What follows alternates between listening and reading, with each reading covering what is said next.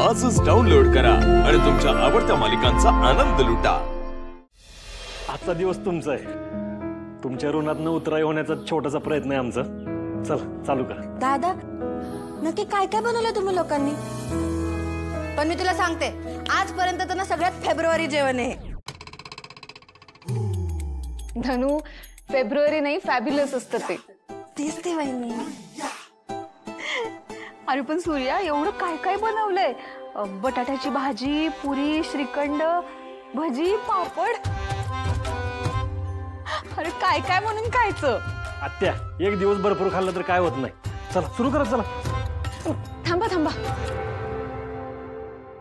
आजपासून आपण एक नवीन रीत सुरू करूया। सगळ्या जोडप्यांनी एकाच ताटात जेवून ज्यांनी उपवास धरलाय ना, त्यांना घास भरवून उपवास सोडायचा।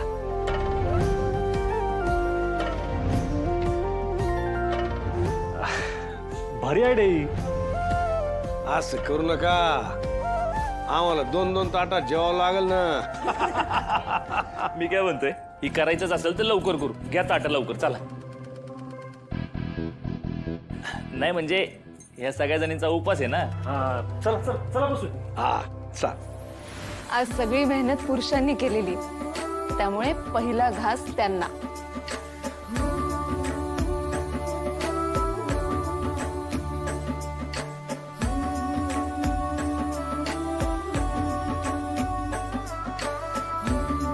मग थोरली घ्या, थोरलीला थोर लागला घास। हा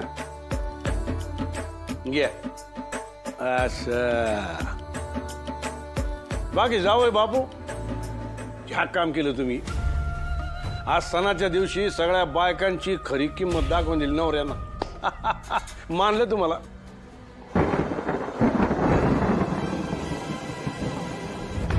जोरात पाऊस येणार दिसतोय, भागू वेळेत घरी पोहोचली पाहिजे ग। पुढे आहे तिच्या सोबत, तो तिला व्यवस्थित आणेल, तू नको काळजी करूस। जावई बापू, तसं काय झालं असतं, आपली गाडी आहे की। हा बरं मी काय म्हणतो, आपण जेवून घेऊया। काय जेवल्यावर आम्हाला जरा एक काम आहे बा। चिरंजीव, तुमचं आटपलं की जाऊया। आणि तुम्हाला दोघींना थांबायचं असेल थोडा वेळ तर थांबायचं, बरं का? चला चला चला चला जेवून घेऊया। उद्या पाऊस सुरू झाला, आता काय करायचं? तू नको काळजी करू, मी ह्याच्यात तुला घर घेऊन जातो। तेव्हा बजरंगबली ताकद दे।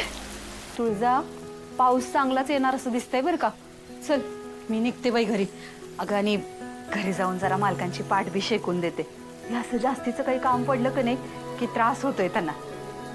आणि तुला तुझ्या डॅडींचा स्वभाव माहीतच आहे ना, ह्या सगळ्या गोंधळात औषध गोळ्या घ्यायला पण विसरले असतील ते। घरी जाऊन आता मलाच आठवण करून द्यायला पाहिजे त्यांना। अगं थांब, किती काळजी करतेस? स्वतःसाठी जग की जरा। केवढा विचार करतेस तू डॅडींचा? तुळजा, अगं नवरा आहे तो माझा। आमच्यासारख्या बायकांचं आयुष्य कधी नवऱ्याच्या अवतीभोवतीच असतंय। कसा बी असला तरी त्याचाच आधार असतोय आम्हाला। आणि आता तर तुझे डॅडी बदललेत। खरं सांगू का, कधी नव्हे ती घराकडे जाण्याची ओढ वाटायला लागली आहे मला।